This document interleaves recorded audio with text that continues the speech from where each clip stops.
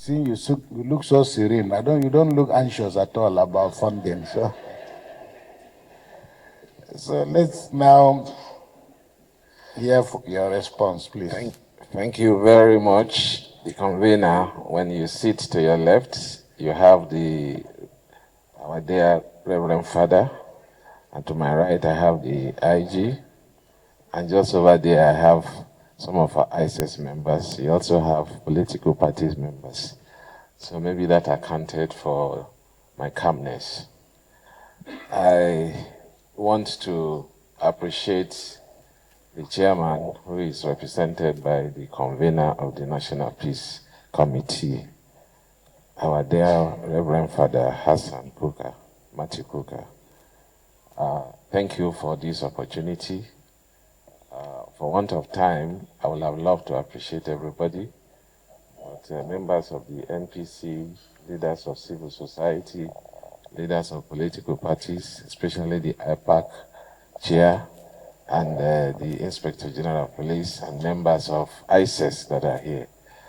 My dear National Commissioners, I want to say that we have decided to take everything concerning election with utmost seriousness and promptness and determination. That accounts for why the commission is shut down this morning, and you have all my national commissioners, except those who are not in town, that are present here, as well as directors and technical aides of the chairman, including the DG of the Electoral Institute. We are at a very critical stage of the evolution and the development of a country called Nigeria. And we happen to be the critical actors at this very crucial and critical stage. Nigerian electoral landscape is very diverse and also highly complicated and very, very competitive. Now, the problem we've had since independence is that we have been involved in politics, but let me say politics in the wrong way. We play the politics of power as against the politics of the people. And occasions like this, you're always having power versus people. So that is where we are discussing some of the things that I would rather have seen as distractions.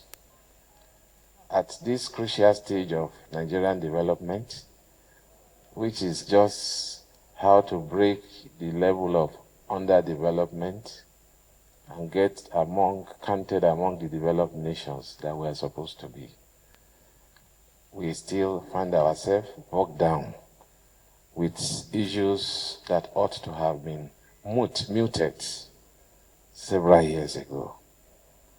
And for us, sometimes we see some of those issues as highly destructive. But nonetheless, they have emerged as some unfortunate monsters that must be confronted head-on. I want to say that the world look at Nigeria as the largest democracy in the world, in Africa.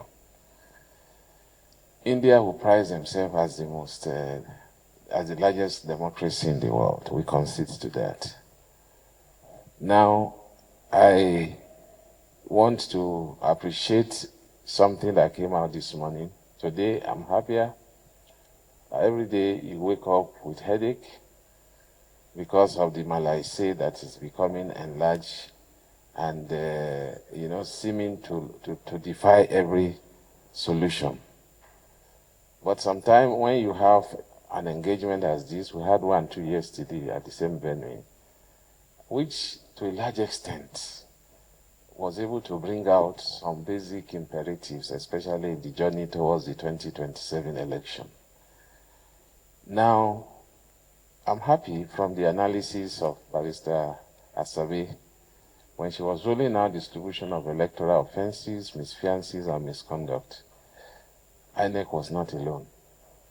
INEC had its fair share. If you look at the table over 50, INEC misconduct was marked as 19, but I can see some as high as 47, vote trading, thuggery, so political violence, misinformation, political intimidation, insightful statements, and so on and so forth.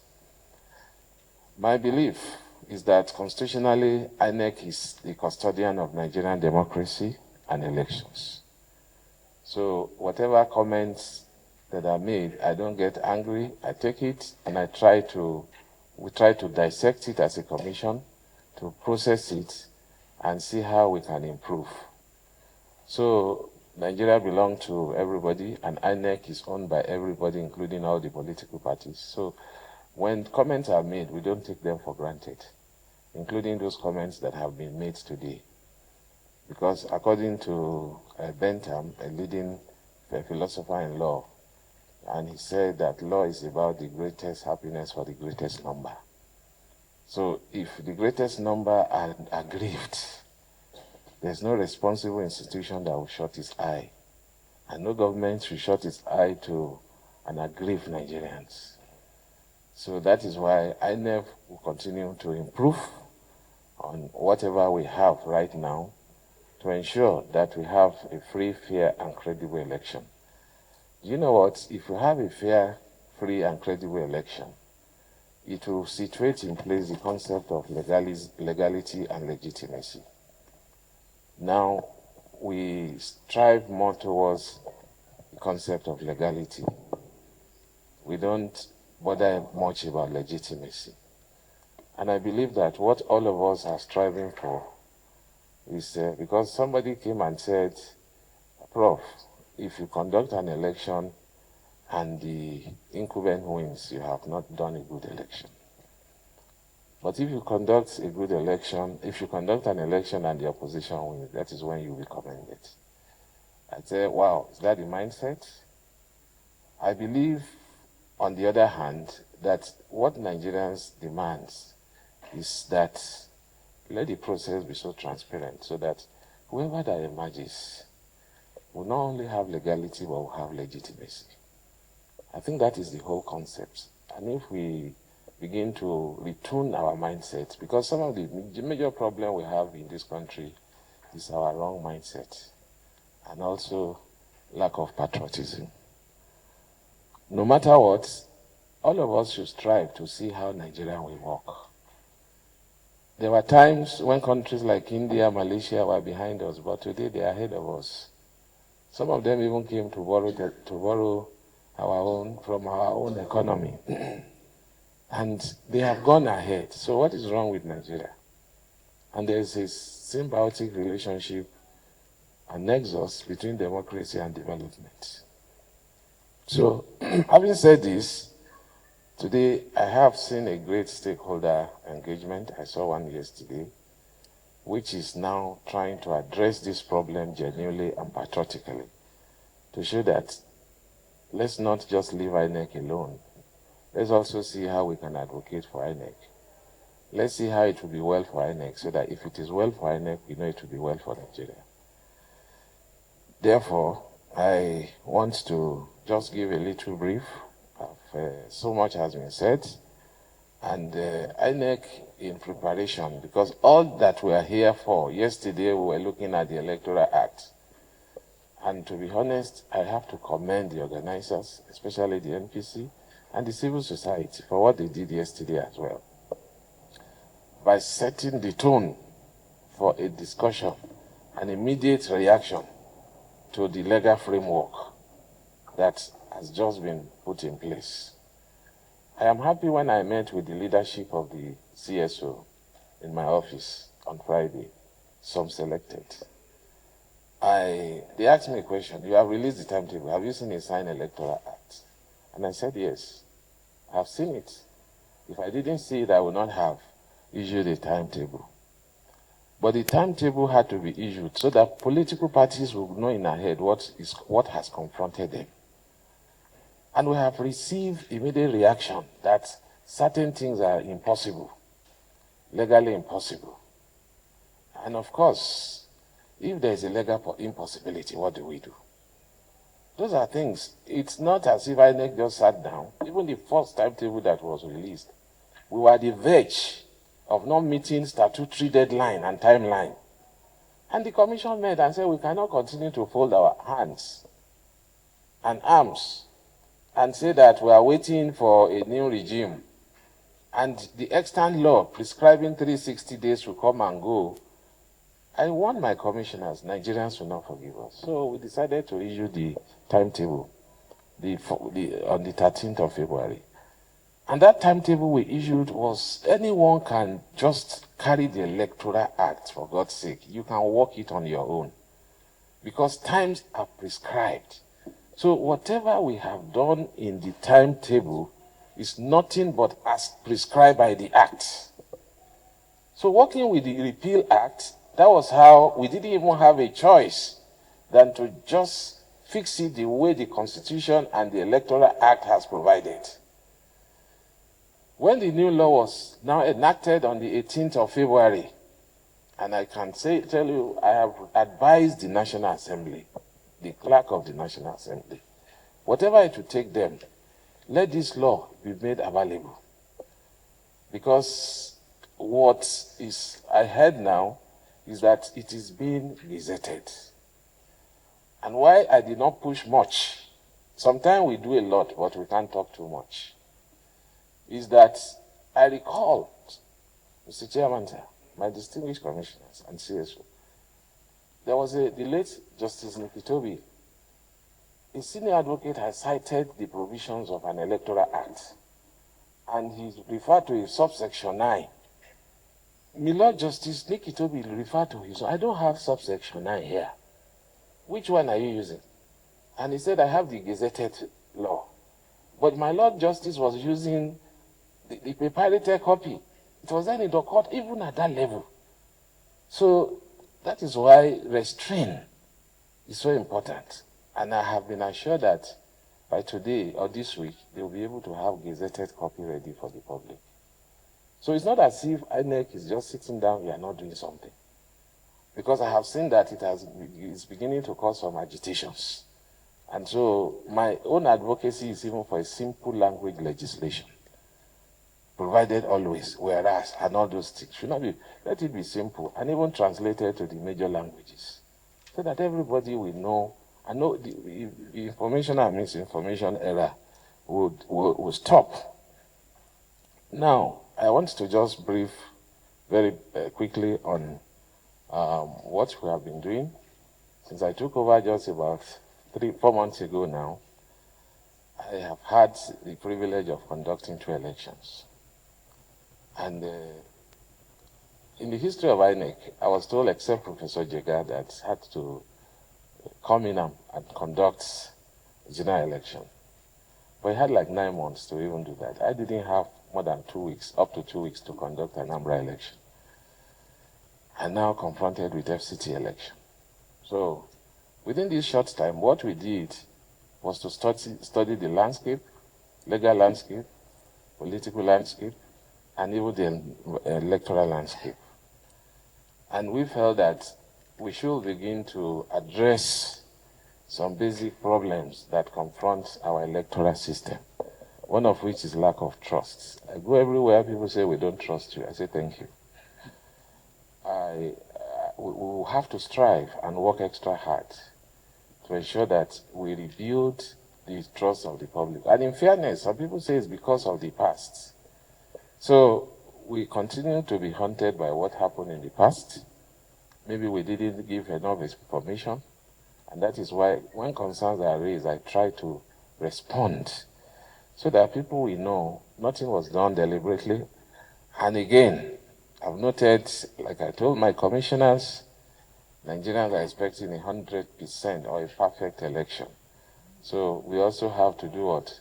To try and be as perfect as our Heavenly Father is perfect. Try our best. FCT election was conducted on the 21st of February, and we put in our best. We identified that the major problem with the election in Nigeria is not even about voting. The problem is about result collation. And how do you tackle the issue of result collation? INEC, this commission decided to introduce some safeguards in our technology. some of which details I will not say here, but the whole essence is to begin to maintain consistency and accuracy in our result management. And this has been tested in the last election, so that if they are complaining, it can be scientifically investigated and proved without much ado. So the election turnout, I've heard the chair of the situation room saying that the turnout was just about 7%. The turnout during the last election was almost 15%, compared to 9% that we had in 2022 area council election. Yes, it's not enough. It is not encouraging at all. But what has come out here, and even yesterday, is not only INEC cannot do it alone. We all have our own role to play as political parties. Voters are party, for God's sake. Political parties' responsibility is to mobilize. I listened to the argument of direct primary, indirect primary consensus, and I can see that it's coming like a bomb. The Greece City model is direct election, and then you have the Westminster model of indirect election. So, marrying the two, one argument will say direct primaries will help you in beginning to mobilize. But now some challenges have been brought out. One, that has to do with the law that requires NIMC requirements, which we all know the challenge. We cannot close our eyes and pretend as if we don't know. And then the time. Some were blaming INEC, somebody even called remove INEC chairman. Look at how he mismanaged the timetable. Anyone can sit down, take the timelines. For instance, the notice of election was reduced in section 28.1 from 360 days to 300 days. The time for submission of candidate's name was reduced from 180 days to 120 days. The time for us to publish the names of political parties was reduced from 150 days to 90 days. So 60 days, thank you. So honestly speaking, anybody putting yourself in the shoes of INEC, you will just discover that it was like, and for us, how many days, sleepless night it took us, we kept adjusting. And for my commission, this is something we have to tell everybody. We said, increase the days of primary. It's not going to be. We tried. But one issue, with logistic issue, we ran into. Number one is that in those days, people who did not even participate in primaries, you have them being fielded as candidates. So one of the measures we have taken is that we now have a portal for nomination of candidates by political parties. So it is not just concluding your primaries. We need to have the result, know the candidate, put them on the portal, and then request before parties will now begin to upload. So you need time to do this so that you don't even have a situation where somebody is not in the primaries is uploaded. So some of those safeguards, by the time you marry them to the timeline, you will now discover how compressed, how tight INEC really is. So those are some of the things that you may see, and people will say INEC has done this, INEC has not done that. I am also very intrigued by the comment of the chair of the situation room of our powers to make regulations, which is enshrined in section 160 of the Constitution of Nigeria. Perfect. However, the regulations, they are bylaws. They do not override the Constitution of Nigeria. You cannot also override the Electoral Act. And the CSO seem to understand this. That is why the battle for the Electoral Act has been very strident. That there are certain things, let it be in the Electoral Act. Even to be honest, this argument of transmission or no transmission, I didn't talk much about it. Because I know that INEC has internal mechanism to address some of those issues. However, it's the argument that is not in the Electoral Act.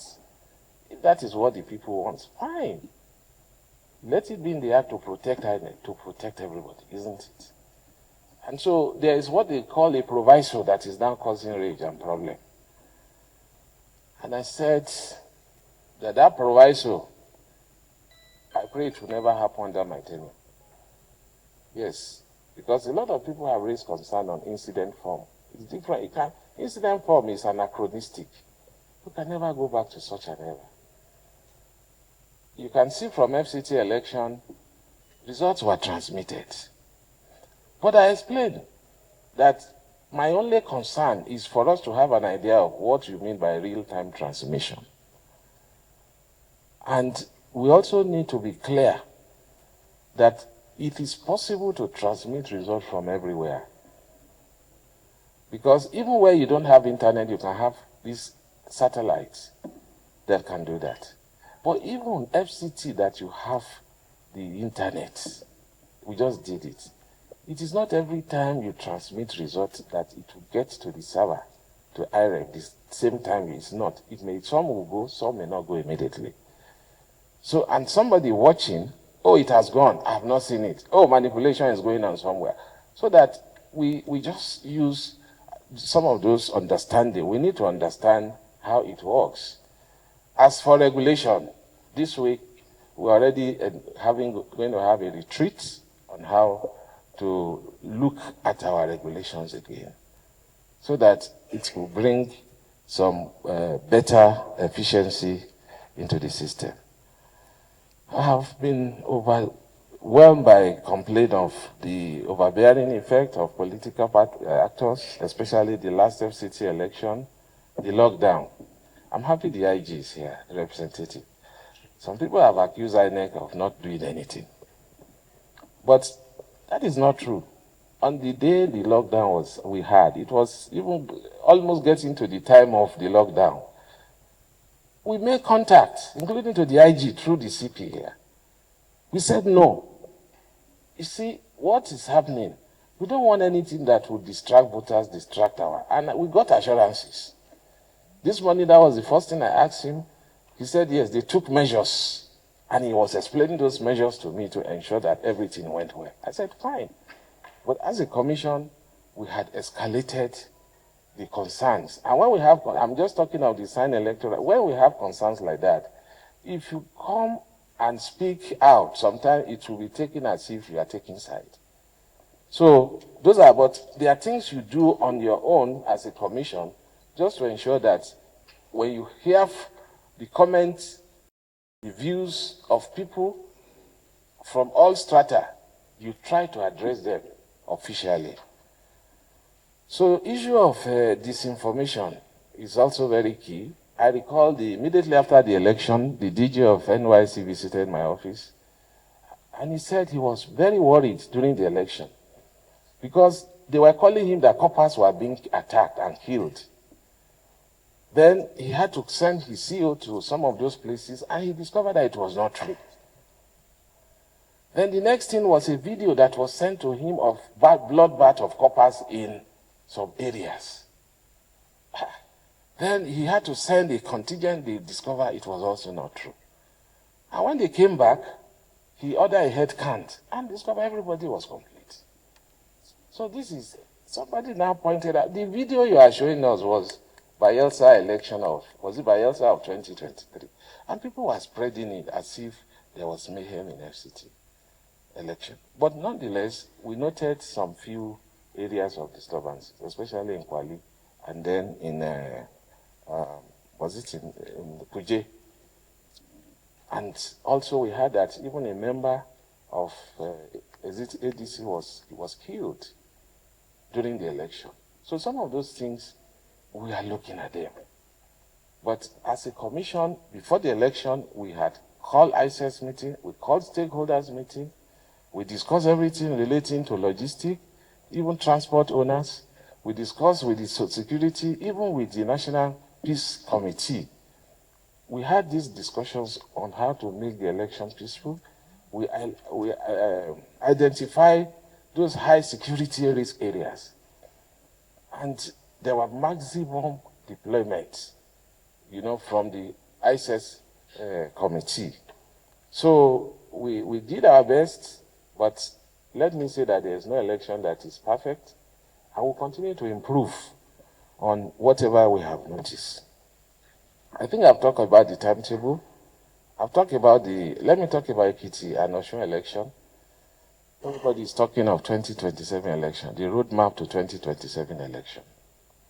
And some of the obstacles elections in Ekiti and Osun State will be very, very pivotal and vital to what is going to happen, just like FCT was in 2027.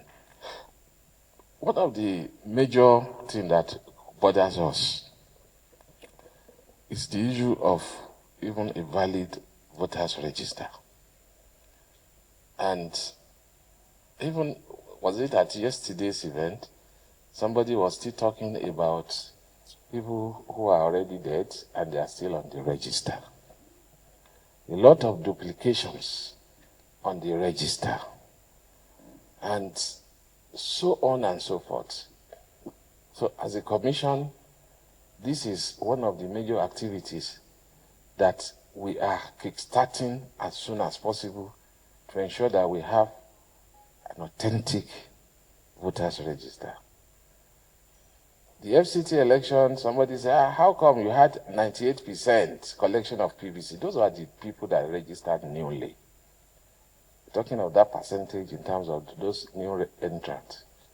And so we're also working on how to begin to cultivate people and even motivate them. We're doing so many things for now, which we may not give details, including voters having a platform for voters interaction, where you can, even with GIS, look at all the polling units in Nigeria and see what is happening there at any particular time. The issue of vote buying, the IG, you remember, during the ISS meeting, I specifically requested that the police and the EFCC and ICPC should be on the lookout, because it is the responsibility to ensure that we stem it out. Vote trading, they call it, is an offense under our law. Yesterday, somebody was suggesting, why don't we just legalize it so that it's now the highest bidder? But I don't think that is the way to go. I don't think so.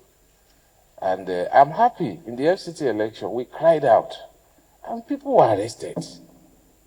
In fact, with cash.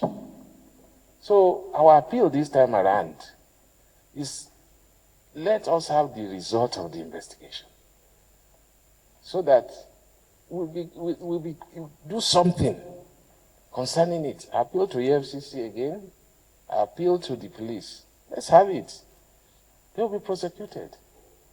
So that is one thing that is very important. Then Ekiti election is in June, and Osun election is going to be in August. It's been further shifted by a week to the 15th of August. The issue of funding, yes, I'm happy that it has been raised. Section 3, subsection 3 has been amended, that our funding should be made available to us before now it was 1 year to the election. Now it's just 6 months to the election. So we appeal to the NPC too to help us take up that matter. It's as it is, we need the money on time for procurement and logistic purpose. And so, although the present law has been called for repeal or amendment, but before then, there should be some form of advocacy. The law does not say you must wait for that 6 months. But the usual practice is to wait for that period. As much as we try to we did everything possible for our timeline should not be affected. But INEC participated in the process. However, the final decision on lawmaking under the Constitution does not belong to INEC. However, we can make regulations that are consistent with the laws that have been made.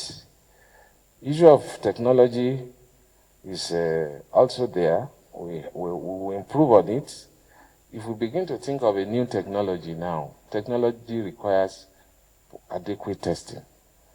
But what we are advocating for is especially the presidential election. We want to have a mock presidential election in some selected polling units because the cost of organizing an election is high.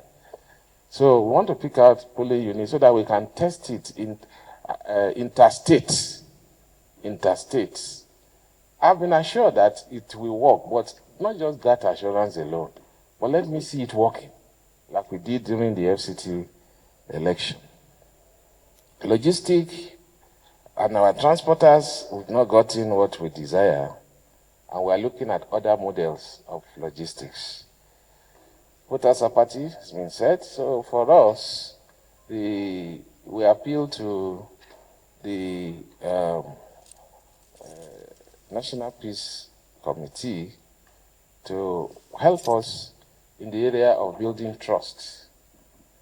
And the trust deficit is such that anywhere you go, oh, it's not possible. Well, if voters will not participate, then whoever emerges, like we're looking at the statistic, the last presidential election, how can 2-point-something% elect a president?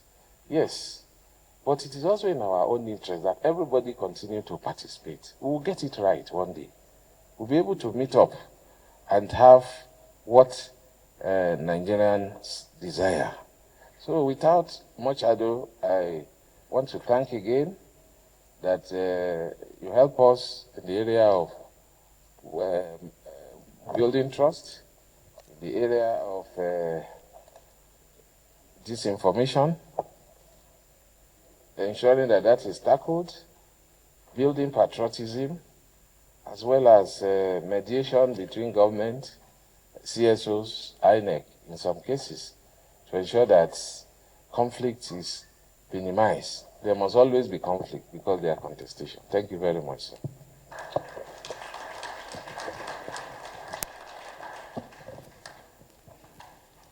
Thank you very much.